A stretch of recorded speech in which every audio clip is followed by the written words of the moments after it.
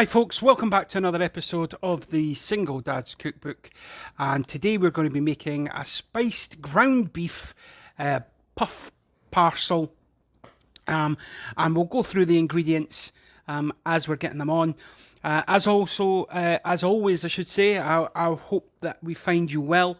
I hope you're looking after yourself and each other, and let's get cracking. So for this you will need some ground beef.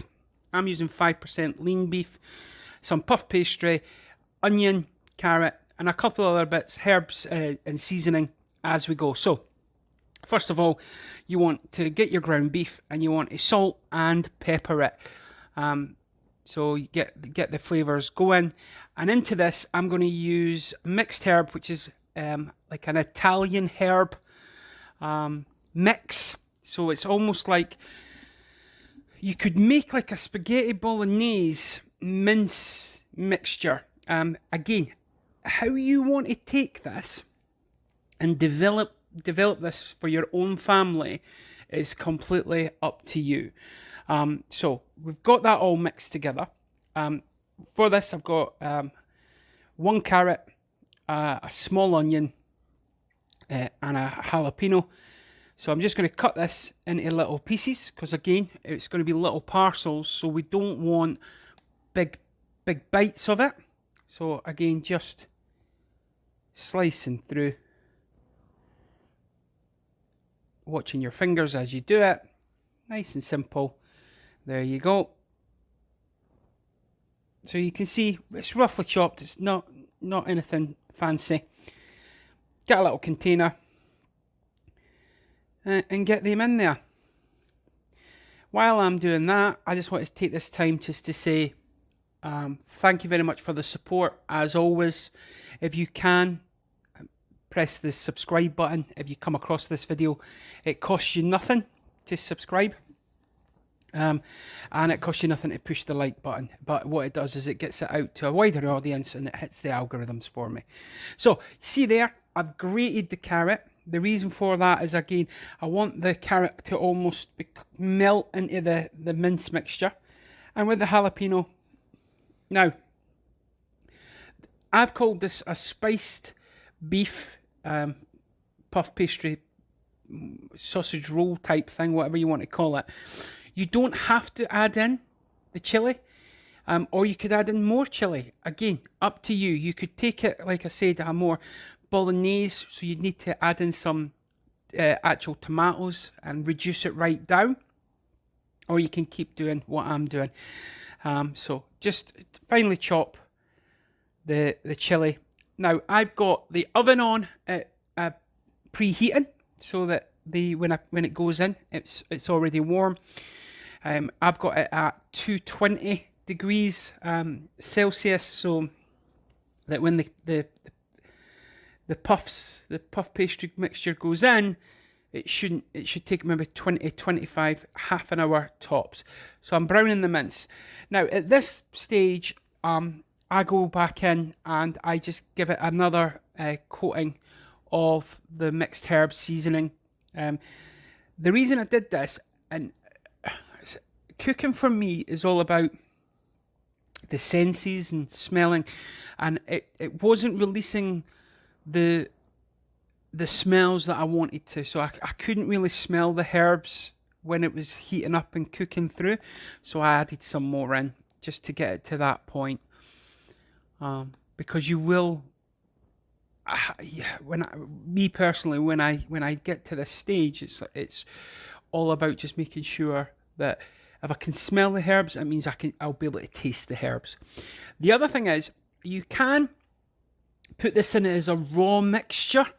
I've seen lots of videos where people do puffs like this, but it's the raw beef to start with, and they cook it in the oven.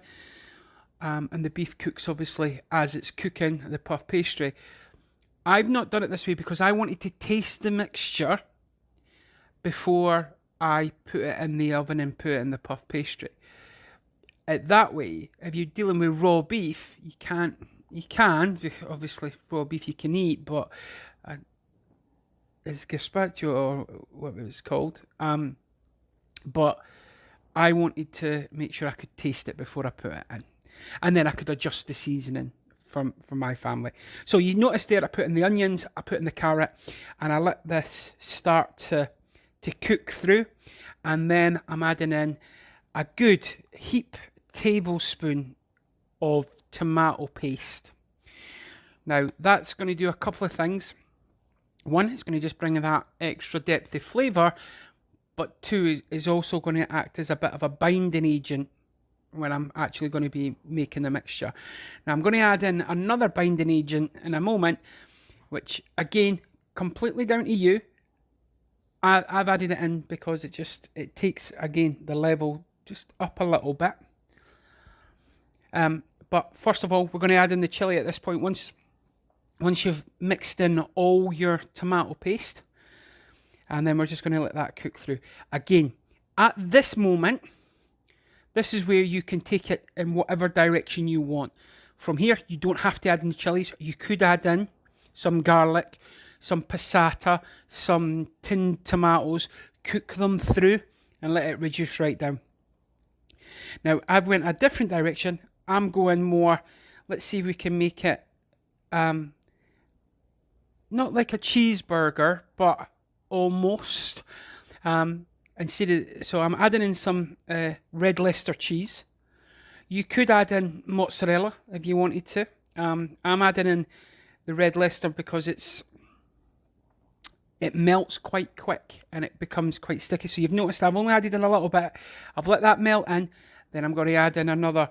And it's not loads and loads of cheese. It's just literally enough just to sort of become a binding agent. You don't want the cheese to suddenly overpower. But chili, cheese, Italian herbs and seasoning, the beef, the sweetness of the carrots, the sharpness of the onions, it's all just layering and working in perfect harmony. So we're going to mix that up. Then we're going to put that into a clean bowl. And we're going to let that cool right down. So what we're going to do now is just let that cool right down. I've tasted it. Now, at this point, up to you. You can add in a bit more seasoning, a bit more salt, a bit more pepper, a bit more herbs, a little bit more chili, a bit more cheese, whatever you wanted. I'm just mixing this through now, just to let it cool down a little bit. You're dealing with puff pastry. If you put ridiculously hot center, it starts to melt, so you don't want to do that. Now with this, I'm just cutting it up badly, may I add. It was a dreadful attempt at portioning this puff pastry out. I made it work in the end, but you guys will do a much better job on this. And if you do want to make these, put your pictures on the YouTube, the Facebook page. Let me see what you're actually cooking. I know I've not posted on there for a while. I might post a few more pictures on there. You'll notice that I've put some slices into one section. So I've cubed it, and then I've made almost like a bottom and a lid. Now, the difference that making this little pierced lid makes is it releases the steam as the beef is heating up, so it keeps the puff pastry crispy. So you've got to do that. So there you go. Like I said, horrendous looking. You guys will make a much better one. Get them in a tray, parchment paper, greaseproof paper, and then we're going to give them all an egg wash to make sure that they turn golden and crispy. So egg wash all of these guys. You can see they're moving all around. You can do them in batches if you're making loads of them for a picnic or whatever you want, or Halloween. It's coming up. Great little party if you're doing that. Then just over the top of them, once you've got the egg wash on it, just a little sprinkling of salt. I always find that it just helps crisp up the pastry. Then these are going to go in the oven, and they're going to take between 25, like I say, 25, 30 minutes. So this is what the final product looks like. Let's get these out. The oven is hot, but there you have them. Look at that, absolutely perfect. So we'll get these bad boys on the plate, and let's try one.